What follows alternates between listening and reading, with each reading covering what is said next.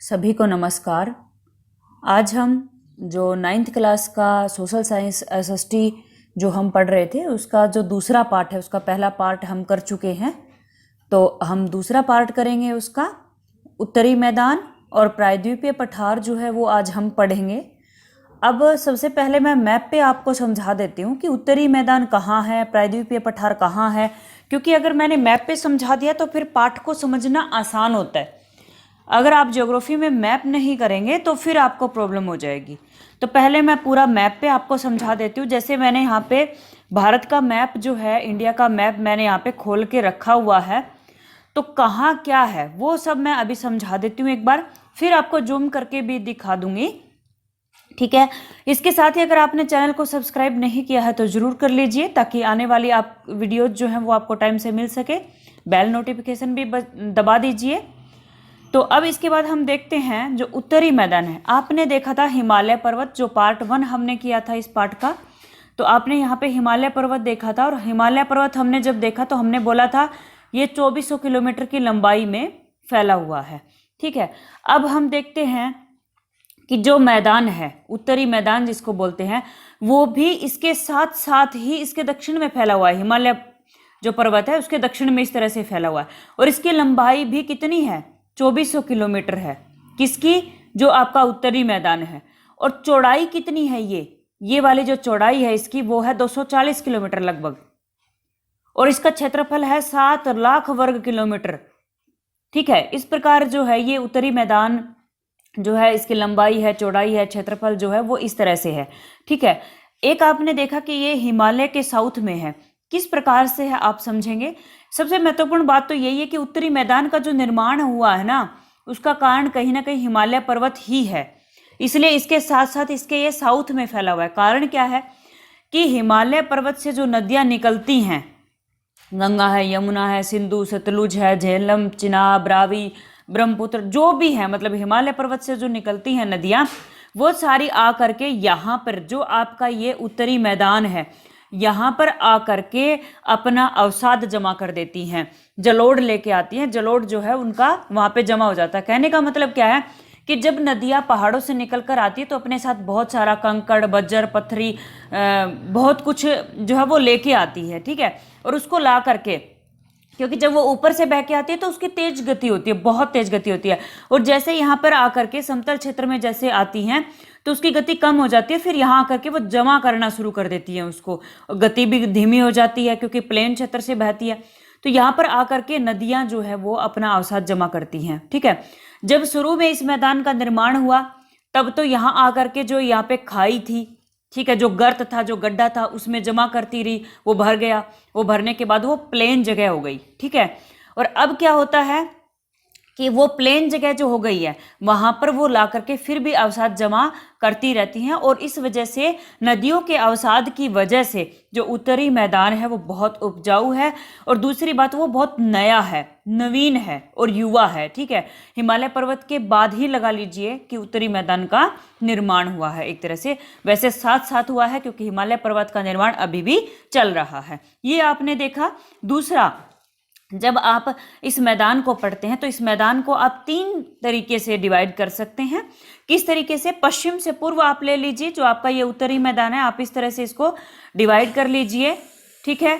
तो एक आपका होगा जो आपका पश्चिमी मैदान है, पश्चिमी उत्तरी मैदान, जो बिल्कुल वेस्ट में पड़ता है, ठीक है, जो आपका इधर वेस्ट में पड़ता है, जिसको पंजाब का मैदान भी एक तरह से कह देते हैं। पंजाब का मैदान क्यों कहते हैं? विशेष रूप से ये पंजाब का क्षेत्र में फैला हुआ है। और यहाँ पर जो सिंधु नदी है, सतलुज नदी है, और ये झेलम, चिनाब, रावी, ये सब जो नदियां हैं वो आकर के अपना अवसाद जमा करती हैं। उससे ये वाला जो मैदान है, मैं एक बार फिर से बता देती हूँ, दिखा देती हूँ, ये वाला मैदान निर्मित हुआ। और विशेष रूप से ये केवल इंडिया में ही नहीं है, ये पाकिस्तान में भी है, क्योंकि ये सारी नदियां निकलती भारत में हैं।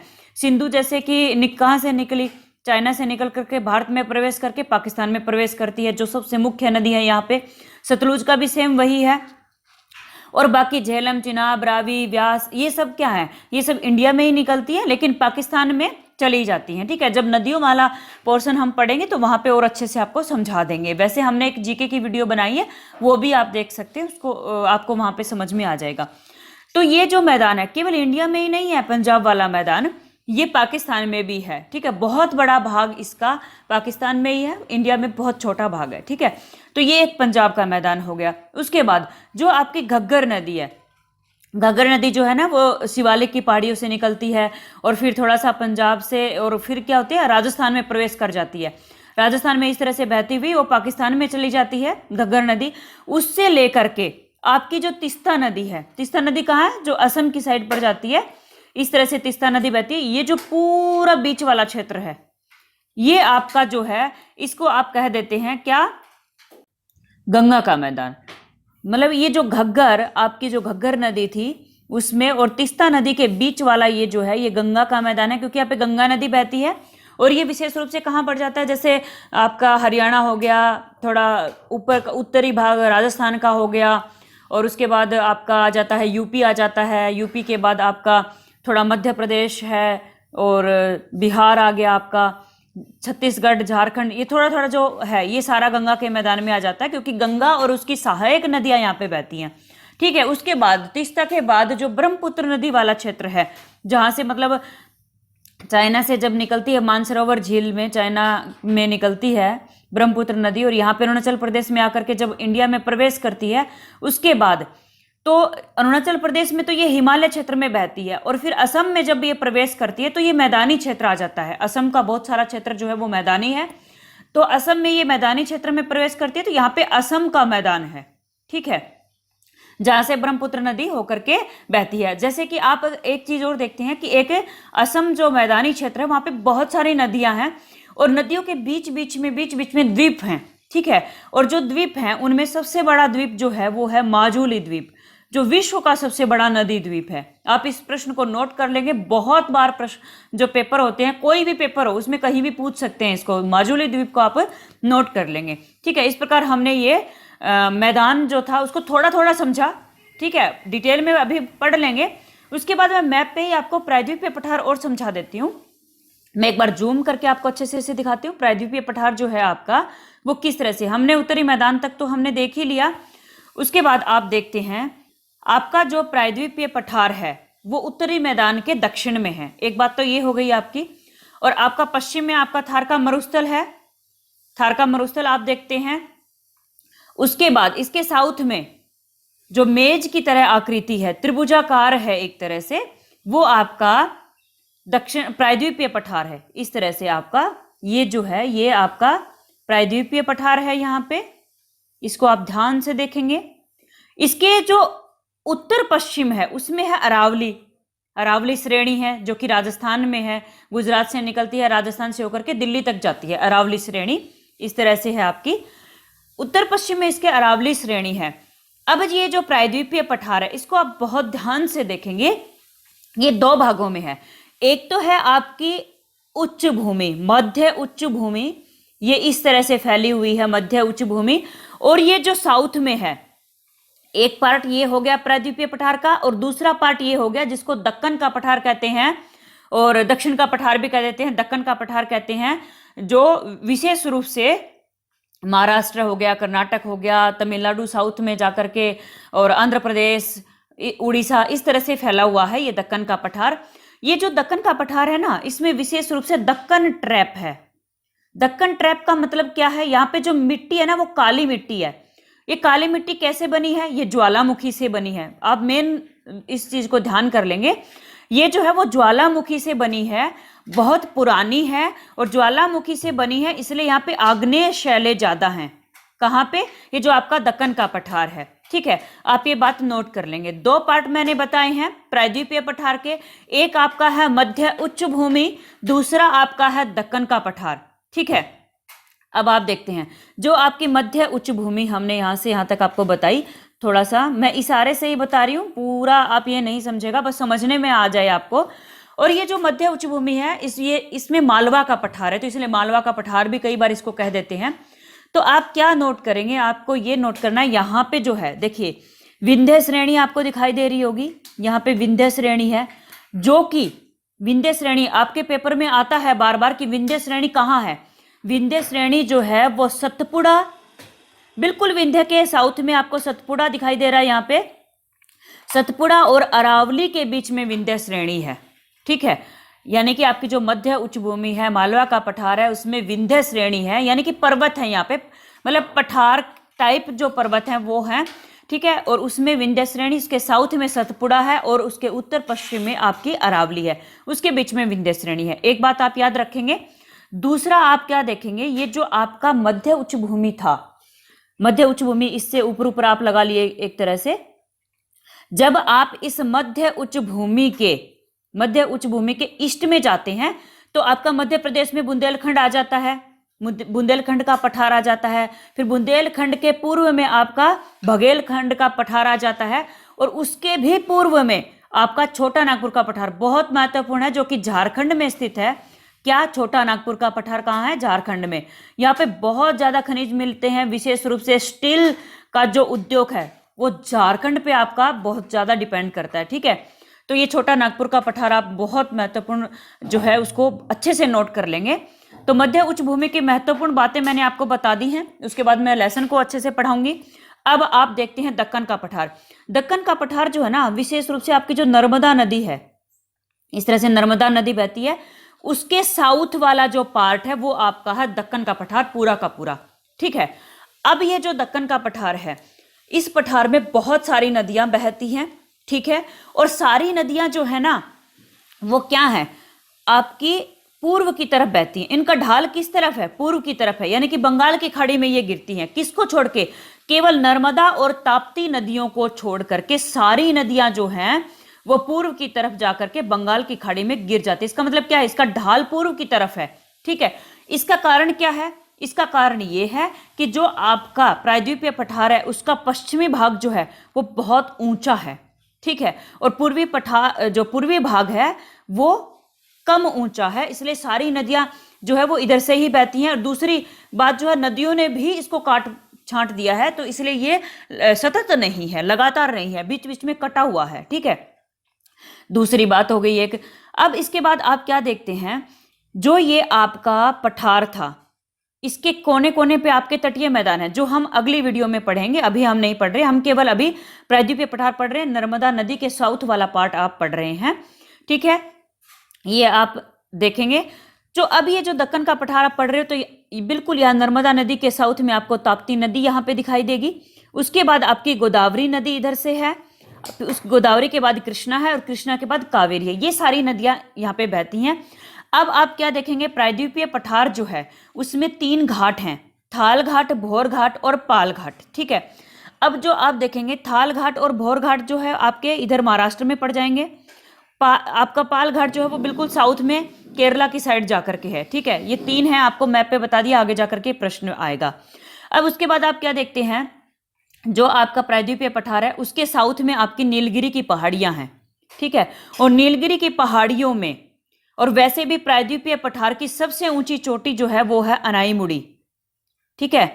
अन्नामलाई की पहाड़ियों में, नीलगिरी की पहाड़ियों के साउथ में अन्नामलाई है, और उधर जो है वो अनाईमुड़ी है, जो कि प्रायद्वीपीय पठार की सबसे ऊंची चोटी है, ठीक है। अब मैं आपको एक बताती हूँ, महेंद्रगिरी एक चोटी है आपकी जो बिल्कुल साउथ में है। यहाँ पे महेंद्रगिरी बिल्कुल साउथ में इधर पड़ती है, ठीक है। और ये भारत की दक्षिणतम चोटी है। अगर पूछा जाए आपकी भारत की सबसे दक्षिणतम चोटी क्या है, तो वो है महेंद्रगिरी। आप इसको नोट कर लेंगे अच्छे से, महेंद्रगिरी है आपकी। उसके बाद आप क्या देखते हैं, आपको यहाँ पे कोंकण दिखाई देगा। जो आपका ये दक्कन का पठार है ना, दक्कन के पठार में बिल्कुल उत्तर में पश्चिम की तरफ, पश्चिमी पठार जो है उसमें आपको कोंकण दिखाई देगा। और कोंकण के नीचे आपको यहाँ पे मालाबार तट दिखाई देगा। केरल में मालाबार है और उसके नाम पर ही इसका नाम पड़ा है, और बीच में आपका गोवा का तट आ जाता है, ठीक है। ये आप नोट कर लेंगे, कोंकण कहाँ है, महाराष्ट्र में, और गोवा कहाँ है, और मालाबार तट किधर पड़ता है, आपका कर्नाटक और केरला में पड़ता है। उसके बाद जब आप पूर्वी पठार में जाते हैं, तो पूर्वी पठार में आपका बिल्कुल उत्तर में आपका उड़ीसा, और जो उत्तरी भाग आंध्र प्रदेश का, उसमें उत्तरी सरकार पड़ता है आपका, और उत्तरी सरकार के नीचे आपका पड़ता है कोरोमंडल तट, ठीक है। आप इसको भी नोट कर लेंगे। और यही जो कोरोमंडल तट है, यहीं पे आपकी शेवराय और जवादी पहाड़ियाँ भी हैं।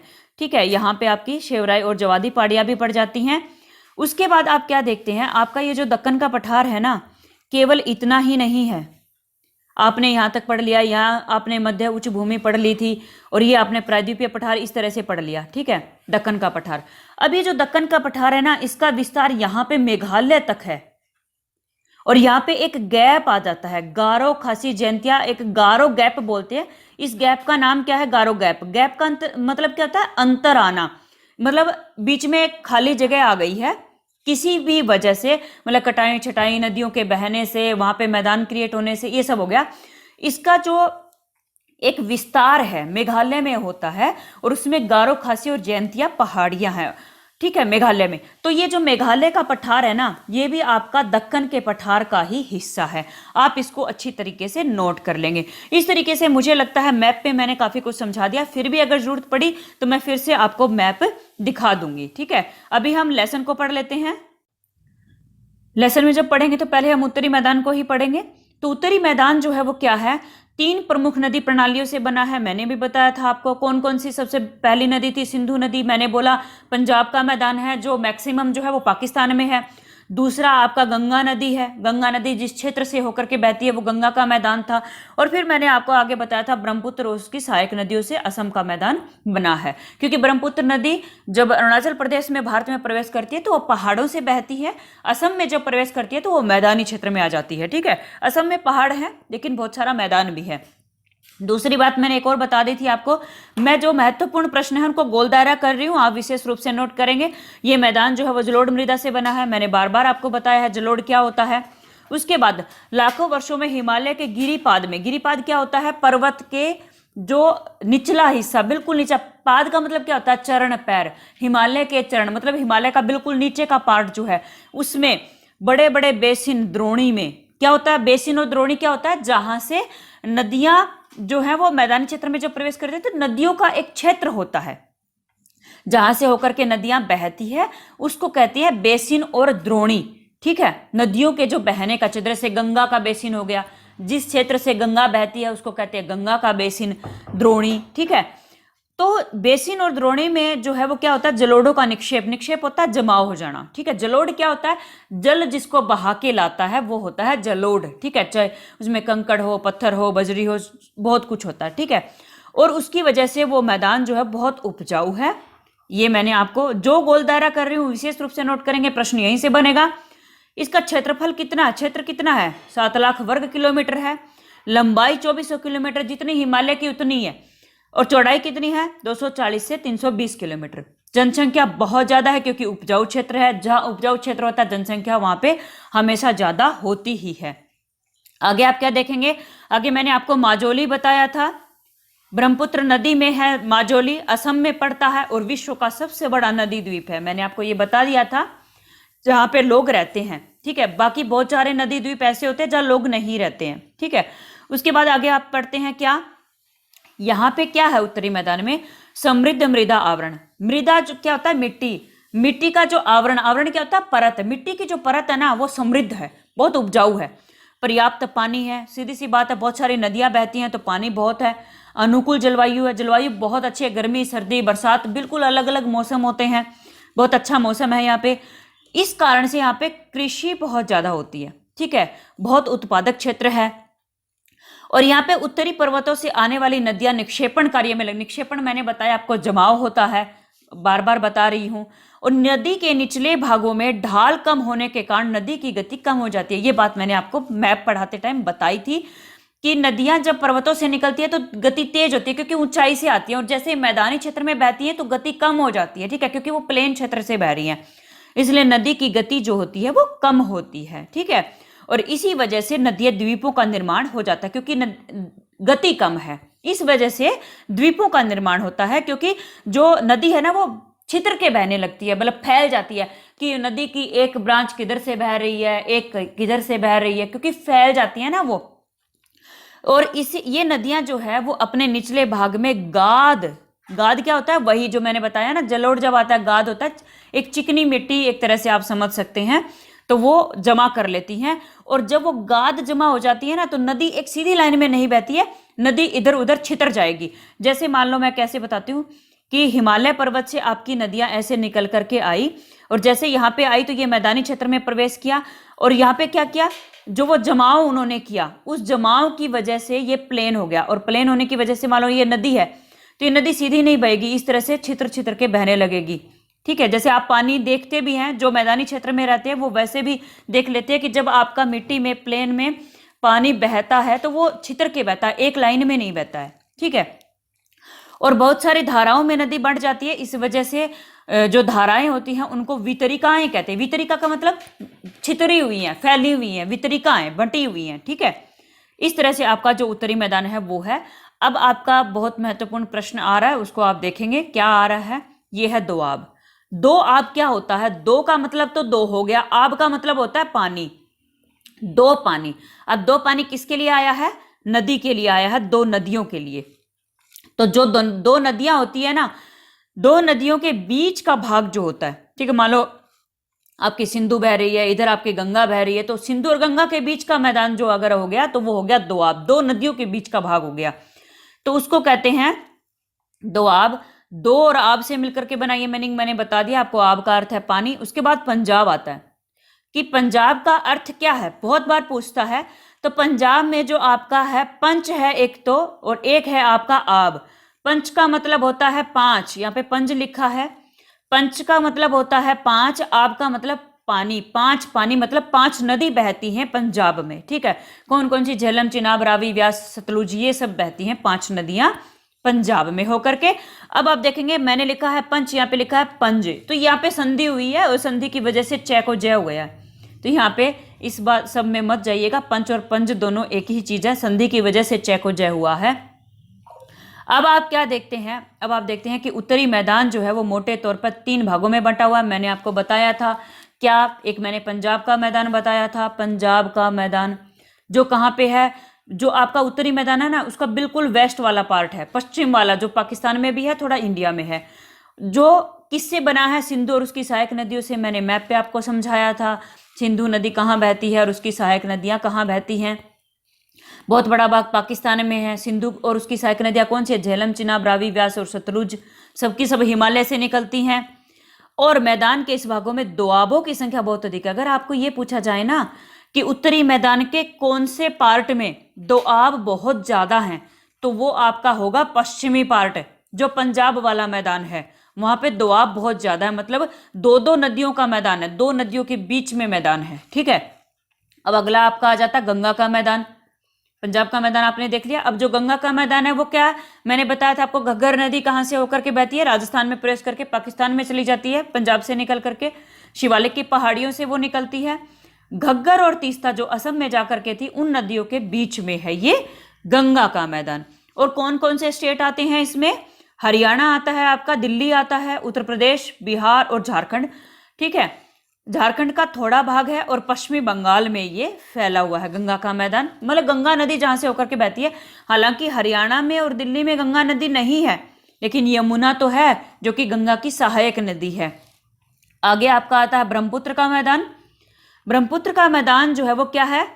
इसके पश्चिम विशेषकर असम में है। मैंने आपको मैप पे दिखाया था। ब्रह्मपुत्र नदी अरुणाचल प्रदेश में प्रवेश करती है, जो कि पहाड़ों में बहती है। जैसे ही मैदान में प्रवेश करती है तो वहां पे असम का क्षेत्र शुरू हो जाता है, तो इसलिए उसको कहते हैं असम का मैदान। फिर क्या होता है? उत्तरी मैदानों की व्याख्या सामान्यतः है इसके उच्चावचों में बिना किसी विविधता वाले समतल स्थल के रूप में की जाती है। यह सही नहीं है। क्या कहना चाहता है? ये कह रहा है कि उत्तरी मैदान को समतल स्थल मान लेते हैं। मतलब उत्तरी मैदान का नाम आते ही समझते हैं कि बिल्कुल समतल है, बिल्कुल सपाट क्षेत्र है, लेकिन ऐसा नहीं है। यहाँ पे भी बहुत ऊंचा नीचा क्षेत्र है। ये आपको बताना चाहता है कि इस तरह से है, वो हम आगे देखेंगे। इन विस्तृत मैदानों की भौगोलिक आकृतियों में विविधता है। सेम वही बात है। भौगोलिक आकृति क्या होता है? जो भूमि का स्ट्रक्चर, संरचनाएं एक तरह से है, वो बिल्कुल अलग अलग हैं। आकृतिक विभिन्नता के आधार पर उत्तरी मैदान को चार भागों में बांटा जाता है। ये महत्वपूर्ण है, आप इसको नोट कर लेंगे। चार भागों में बांटेंगे जब आकृति की विभिन्नता होगी। ठीक है, अब क्या है, नदियां पर्वतों से, अब इसमें क्या कहना चाहता है, 4 पार्ट है। मैं आपको 4 पार्ट एक बार पहले बता देती हूँ कौन कौन से 4 पार्ट है, ताकि आपको कोई कंफ्यूजन ना रहे। ये 4 पार्ट आपके कौन कौन से है, आपका है, पहला है भाबर, फिर है तराई, फिर है बांगर और फिर है खादर। आप इनको याद कैसे करेंगे, भाबर और तराई को एक साथ याद करना, बांगर और खादर को एक साथ याद करना। थोड़ा सा मैं बताती हूँ भाबर क्या होता है। कि जैसे आपने देखा था मैप पे कि नदियां मैदानी क्षेत्र में जब प्रवेश करना शुरू करती है, उससे पहले एकदम तो मैदान शुरू होता नहीं है, ठीक है। जैसे हिमालय से निकल के नीचे की तरफ बहती है तो एकदम नहीं शुरू होता, तो हिमालय का निचला पार्ट भी आता है जिसको गिरिपाद एक तरह से कह देते हैं, जो भी है। तो उसमें क्या होता है, मोटे मोटे कंकड़ बज्जर पत्थरी भी होते हैं, ठीक है। वहां से होकर के नदियां बहती है, और जब ये नदियां यहां से होकर के बहती है तो यहाँ पे नदियां बहुत कम दिखती हैं और पत्थरों में लुप्त हो जाती हैं, ठीक है। और यहाँ पे बड़ी बड़ी गुट्टिका हैं, गुट्टिका वही होता है ना, पत्थर के बड़े बड़े टुकड़े होते हैं, ठीक है, चौड़ी पट्टी है बिल्कुल इसकी, और उसको भाबर कहते हैं। और सारी नदियां जो है भाबर में लुप्त हो जाती है। प्रश्न आता है आपका कि नदियां जो है वो किस क्षेत्र में लुप्त हो जाती हैं, भाबर में, तराई में, बांगर में, खादर में, किस में लुप्त हो जाती है, भाबर में लुप्त होती हैं। क्योंकि भाबर जो है ना वो आपका बड़े बड़े पत्थरों वाला बजरी वाला क्षेत्र है, ठीक है। और फिर उसके बाद क्या होता है कि वहां पे लुप्त हो गई, लेकिन क्या लुप्त ही रहेंगी, नहीं, आगे जाकर के वो प्रकट हो जाती हैं, ठीक है, निकल के बहना शुरू कर देती हैं।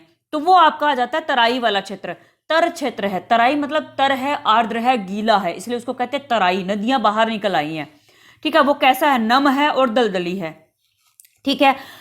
अब ये जो नम और दलदली है ये कैसा है, बहुत घने जंगलों वाला भरा हुआ क्षेत्र था, बहुत घने जंगल थे पहले यहाँ पे, ठीक है।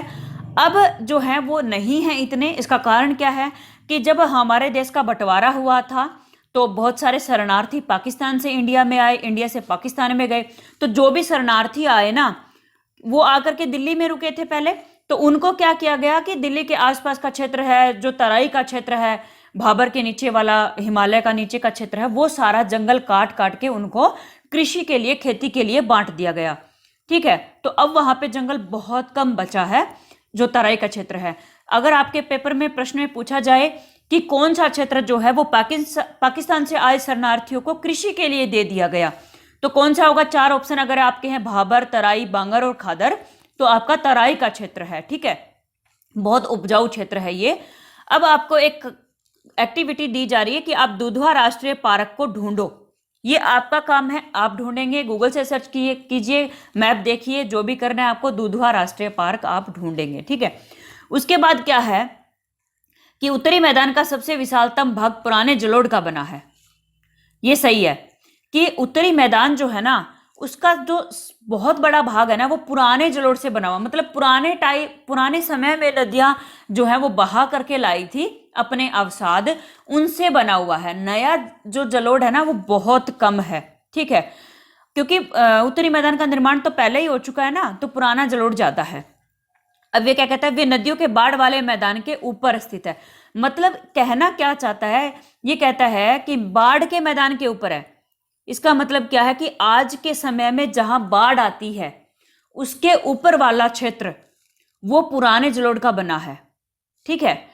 और वो कैसा है, वेदिका जैसी आकृति है उसकी, और पुराना जलोढ़ है, और उसका नाम है भांगर।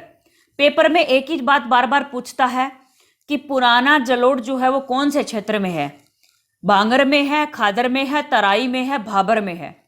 तो पुराना जलोढ़ जो है वो भांगर में है, ठीक है। और भांगर कहाँ है, बाढ़ वाले मैदान के ऊपर है, जहां आज के समय में बाढ़ आती है उसके ऊपर वाला क्षेत्र जो है वो है भांगर, ठीक है।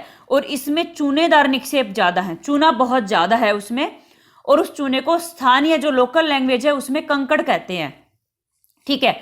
और उसके बाद क्या कहते हैं कि बाढ़ वाले मैदानों के नए और युवा निक्षेप जो हैं उनको खादर कहते हैं। मतलब बाढ़ के मैदान के ऊपर है भांगर और नीचे है खादर, जो बिल्कुल युवा नौजवान निक्षेप है, बिल्कुल नए निक्षेप है, नए जमाव है, ठीक है। इनका लगभग प्रत्येक वर्ष पुनर्निर्माण होता है, क्योंकि प्रत्येक वर्ष बाढ़ आ रही है, जैसे ही बाढ़ आती है तो फिर से जमा हो जाता है अवसाद का, इसलिए ये बहुत उपजाऊ हैं और गहन खेती के लिए आदर्श हैं, ठीक है। इस तरह से आपका ये उत्तरी मैदान है। अब हम प्रायद्वीपीय पठार देख लेते हैं। प्रायद्वीपीय पठार मैंने आपको मैप पे समझा दिया है। उसके बाद मैंने आपको मोटी मोटी बातें मैं लेसन की बताती हूँ। इसमें क्या है, मेज की आकृति है। आप है ना, जो मैं गोल दायरा कर रही हूँ उसको नोट कर लेंगे, क्योंकि पेपर में आपको ऑप्शन में दे देते हैं कि प्रायद्वीपीय पठार की विशेषताएं हैं क्या, कि ऐसी उसकी आकृति है, इस तरह की उसमें शैल पाई जाती हैं, ये सारी चीजें आपको देगा। तो आप मेज की आकृति को नोट कर लीजिए। उसके बाद इसमें दी गई है शैल, किस प्रकार की शैल है इसमें, क्रिस्टलीय हैं, आग्नेय हैं और रूपांतरित हैं। मेन आग्नेय, क्योंकि मैंने अभी बताया था आपको ज्वालामुखी से बनी है, तो 3 शैलें हैं, आप इनको विशेष रूप से नोट करेंगे। अब क्या है, यह गोंडवाना भूमि के टूटने और अपवाह के कारण बना था तथा यही कारण है कि प्राचीनतम भूभाग का एक हिस्सा है। क्या कहते हैं इसमें कि प्राचीनतम भूभाग, जो आपका यही कहते हैं ना, प्रायद्वीपीय पठार जो है वो धरती का सबसे प्राचीनतम भाग एक तरह से उसको कहते हैं। तो गोंडवाना भूमि है, ठीक है, पैंथालासा, पैंजिया, गोंडवाना, ये बहुत बिल्कुल जब शुरू में धरती पर निर्माण हो रहे थे उस टाइम पे गोंडवाना भूमि एक थी, उसके टूटने से आपका प्रायद्वीपीय पठार बना है।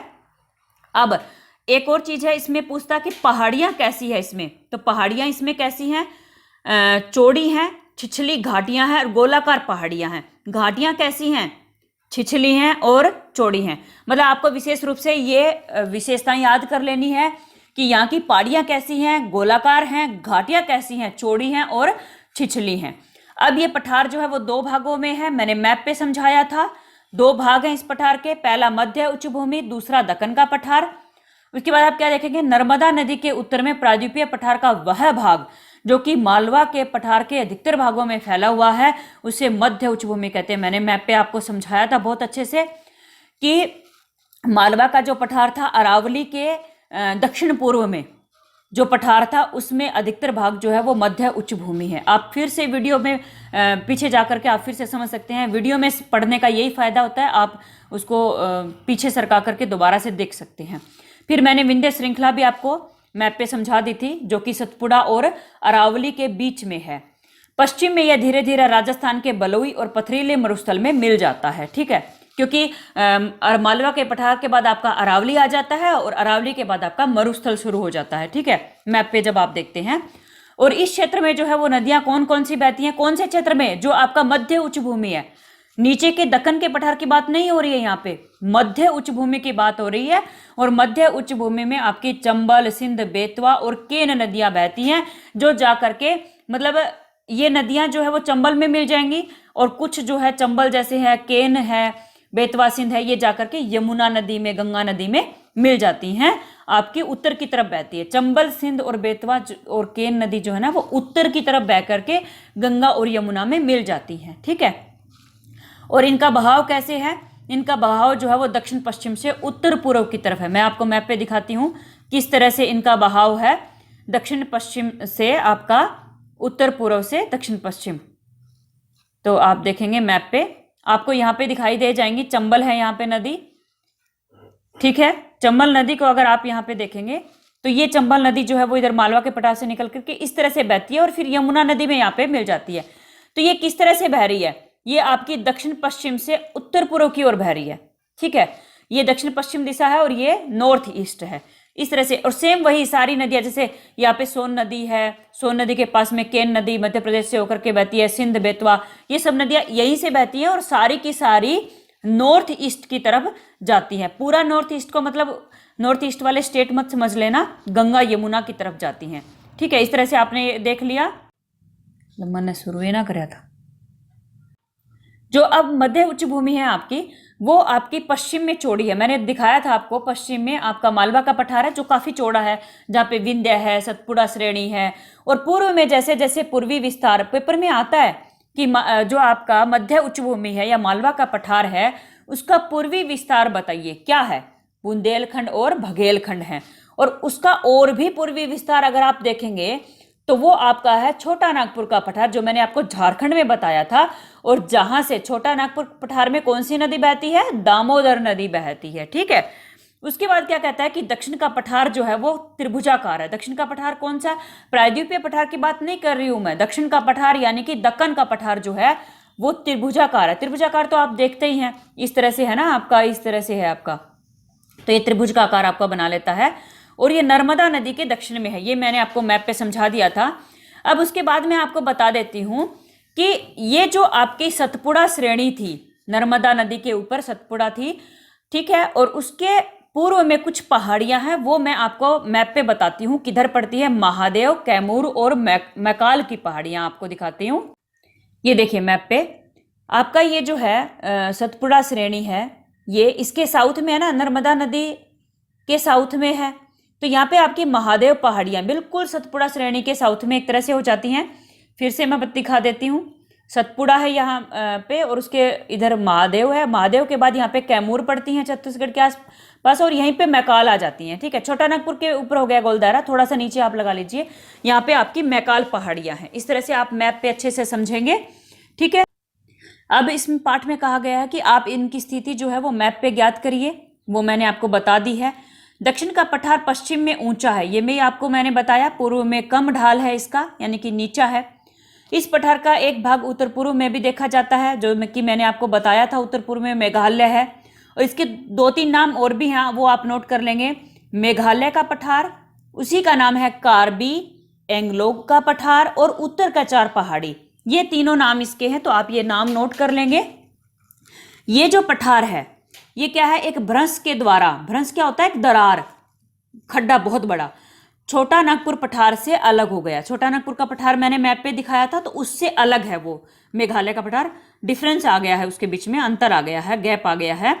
अब क्या है, पश्चिम से पूर्व की ओर 3 श्रृंखलाएं गारो खासी जयंतियां मैंने मेघालय में दिखाई हैं आपको ये, और आपको ये याद करनी है। पश्चिम से पूर्व यानी कि पश्चिम में कौन सी है, गारो है, उसके बाद खासी है, उसके बाद जयंतिया है। ये पश्चिम से पूर्व का क्रम है, सेम क्रम आप याद रखेंगे हमेशा, पेपर में पूछा जाता है ये। फिर आगे है दक्षिण के पठार के पूर्वी एवं पश्चिमी सिरे पर क्रमशः है पूर्वी घाट पश्चिमी घाट है, मैंने आपको बताया है। ये पश्चिमी घाट पश्चिमी तट के समानांतर है, सही बात है। पश्चिमी घाट जो है वो बिल्कुल पश्चिमी तट के साथ साथ फैला हुआ है, और उन्हें केवल दर्रों के द्वारा ही पार किया जा सकता है। मतलब बहुत ऊंचा है ये, इस वजह से वहां पे दर्रे हैं, दर्रों से आप पार कर सकते हैं। और वहां पे मेन क्या है, थाल घाट, भोर घाट और पाल घाट, ये मैंने आपको मैप पे दिखा दिया था। पश्चिमी घाट पूर्वी घाट की अपेक्षा ऊंचा है। पूर्वी घाट की ऊंचाई कितनी है, लगभग 600 मीटर है, लेकिन पश्चिमी घाट की ऊंचाई कितनी है, 900 से 1600 मीटर है। ठीक है, पश्चिमी घाट की ऊंचाई 900 से 1600 मीटर है। जो पूर्वी घाट है ना आपका, वो महानदी के, जो महानदी नदी का नाम है, उसके दक्षिण से लेकर के नीलगिरी तक है।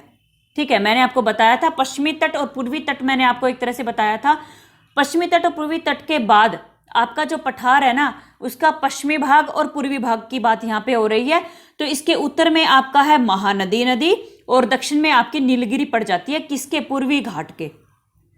ठीक है, पूर्वी घाट का विस्तार सतत नहीं है। सतत का नहीं है का मतलब क्या है, लगातार नहीं है, बीच में कटा हुआ है, क्योंकि नदियां बहती हैं। अनियमित है, क्योंकि बंगाल की खाड़ी में गिरने वाली नदियों ने इसको काट दिया है। अब क्या कहता है, पश्चिमी घाट में पर्वतीय वर्षा होती है। पर्वतीय वर्षा का मतलब क्या है, कि पश्चिमी घाट बहुत ऊंचा है, और अरब सागर से आने वाली जो हवाएं होती हैं वो पश्चिमी घाट के साथ साथ क्या होती हैं, टकराती हैं पश्चिमी ढाल पर, पश्चिमी घाट से गीली होती हैं और टकरा करके ऊपर उठती हैं, और ऊपर उठ करके वो बारिश करती हैं। इसलिए पश्चिमी घाट में पर्वतीय वर्षा होती है, क्योंकि जो हवा पर्वतों के सहारे ऊपर उठ करके बारिश करती है, उस बारिश को कहते हैं पर्वतीय वर्षा। फिर कहता है कि पश्चिमी घाट को विभिन्न स्थानीय नामों से जाना जाता है। पश्चिमी घाट, वो नाम मैंने आपको बताए थे, क्या है, कोंकण था, मालाबार का तट था, ठीक है, ये सब था। पश्चिमी घाट की ऊंचाई जो है, अब क्या बता रहा है आपको, उत्तर से दक्षिण की ओर बढ़ती जाती है। मतलब जो आपका पश्चिमी घाट है ना, उसकी ऊंचाई उत्तर में कम है और दक्षिण में ज़्यादा है। क्योंकि मैंने आपको क्या बताया था, जो आपका प्रायद्वीपीय पठार है उसकी सबसे ऊंची चोटी क्या थी, अनाई मुड़ी चोटी थी, जो बिल्कुल साउथ में मैंने अन्नामलाई की पहाड़ियाँ, नीलगिरी के साउथ में मैंने वहाँ पे आपको दिखाई थी। तो दक्षिण में जो पश्चिमी पठार है उसकी ऊंचाई ज़्यादा है, उसमें शिखर है, ऊंची ऊंची चोटियां हैं। कौन सी, अनाई मुड़ी। ऊंचाई आप इसकी याद कर लेंगे, 2695 मीटर है अनाई मुड़ी की ऊंचाई, आप याद करेंगे। उसके साथ ही वहाँ पे डोडा बेटा भी है, जिसकी ऊंचाई 2633 मीटर है। अब पश्चिमी घाट की सबसे ऊंची चोटी या प्रायद्वीपीय पठार की सबसे ऊंची चोटी तो हो गई अनाईमुड़ी। अगर आपको पूछा जाए कि पूर्वी घाट की सबसे ऊंची चोटी कौन सी है, तो वो आपकी है महेंद्रगिरी, 1500 मीटर है इसकी ऊंचाई। अब क्या कहते हैं, पूर्वी घाट के दक्षिण पश्चिम में सेवराई और जावेदी पहाड़ियां मैंने आपको मैप पे दिखाई हैं। पूर्वी घाट जो है उसके बिल्कुल दक्षिण और पश्चिम में पड़ जाती हैं, जो बिल्कुल किसके पास में है, नीलगिरी की पहाड़ियों के पास में। और वहीं पे क्या है, उडग मंडलम भी है जिसको ऊटी कहा जाता है, बहुत सुंदर स्थल है ये। और वहां पे क्या है, कोडाई कैनाल जैसे प्रसिद्ध पहाड़ी नगर है, बहुत सुंदर दृश्य इनका होता है देखने लायक। फिर आगे क्या है, प्रायद्वीपीय पठार की एक विशेषता यहाँ पाई जाने वाली काली मृदा है, मैंने आपको बताया था, और उसको कहते हैं दक्कन ट्रैप।